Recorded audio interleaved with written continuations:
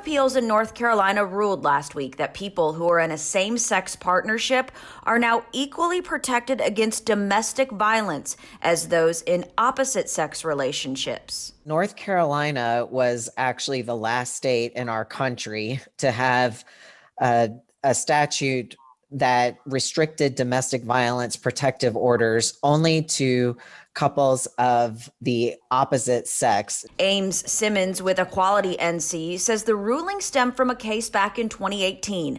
A woman who was in a lesbian relationship who was also a domestic violence survivor was denied a protective order because of her same-sex relationship. North Carolina law said that an LGBTQ person's existence was not as valuable as a heterosexual or cisgender person, and said that kind of animus toward the LGBTQ community doesn't have a place in North Carolina anymore. The 2-to-1 ruling said that the state law created a heightened potential of harassment or physical abuse in the LGBT community that was not keeping in line with the state goals of improving public safety. The decision that the North Carolina Court of Appeals released last week relies in strong part on some of the Supreme Court rulings that have come out recently. Simmons believes there is still more work to be done to update laws and policy to increase equity for all.